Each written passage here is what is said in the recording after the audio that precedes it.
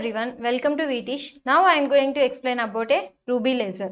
This is the construction of the ruby laser, and this one is obtained in 1960, and this is the first solid laser that was obtained by Myman in 1960. This ruby laser is shown in figure here. So this is the laser we used, and this is the 100% reflectivity. We know that we learn in the construction of laser, one side will be fully reflected and the other side will be partially reflected. So this side will be 100% reflectivity and this side is the 99% reflective laser we taken. This tube will be constructed with the xenon flash tube, and this is the ruby rod, and laser beam will come, and the output of the laser will come to from this side, and this is connected with the battery here. We know about another laser or every laser. First we will see these characteristics. So for this ruby laser we have some characteristics here. The first one is the type. Which type of laser we are using here means solid state laser. So in this we are taking the solid state laser. Active medium is the ruby rod. So in this we have the active medium in the ruby rod. Active center will be the chromium ions, that Cr3 plus ions. Pumping method, I already told you, for solid state laser we what pumping method we will use? Optical pumping.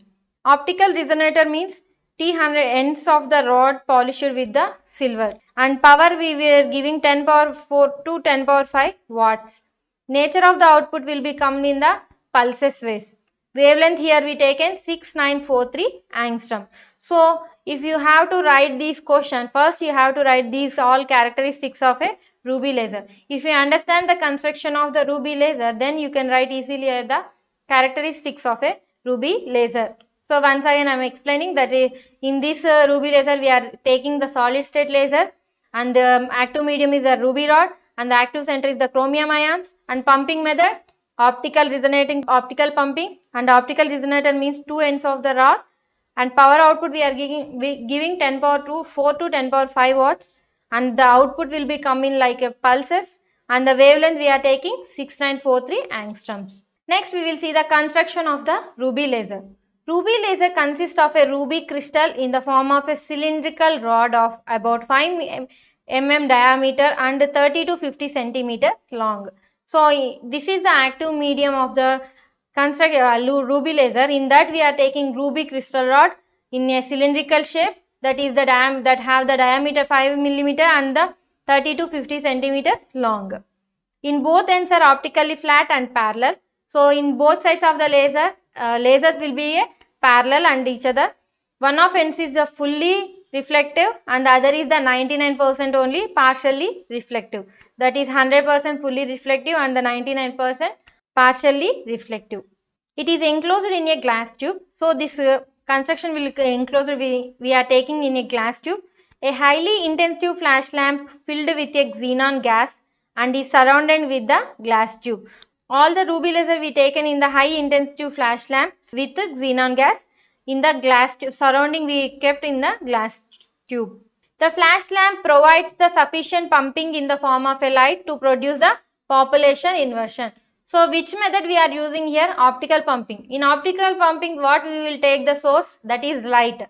So here the flash lamp we are taking sufficient, then this will help to produce the population inversion. If we have to produce the laser, we have to produce first population inversion. If population occurs means the laser output will be come. So this is the about the construction of the ruby laser. Next is the working of the ruby laser. In this they taken the two energy levels, that is E1 and E3. Here they given h nu, that is the photon of energy we are giving in the lower energy level state. It will come to the excited state. In this excited state the atoms will be remain only 10 power minus 8 seconds. This atom will be moved to the metastable state, that is the E2. Here the atoms will be stay in 10 power minus 3 seconds. So here these h nu we are giving in the lower energy state, the atoms excited and it will come to the metastable state. Then here we occur the population inversion. If population inversion is occur, then the laser action will be happens. So here the laser beam will come. That laser beam come with the 6943 angstroms, and the N2 is greater than N1. So that is the metastable state. In metastable state, the atoms will be remain only 10 power minus 3 seconds. So here we are given the beam, laser beam, that you have the wavelength that is 6943 angstrom. So here the given working, a ruby rod is a crystal of Al2O3 aluminum oxide doped with 0.05% chromium atoms, so that some of the aluminum atoms in the crystal lattice are replaced by chromium ions. In the active medium, is the ruby rod. So in these chromium atoms will be excited. The energy diagram, this is the energy diagram of the ruby laser. When flash is fired, the chromium ions are absorb the corresponding energy and excited to higher energy level even. So in the lower energy level, we have the chromium atoms. If we are giving some energy, the atoms will be moved to the higher energy level. The excited ions quickly undergo non-radiative transition with a transfer of energy to the lattice to the level E2. So we have the higher energy level, it have the less time period, that is 10 power minus 8 second.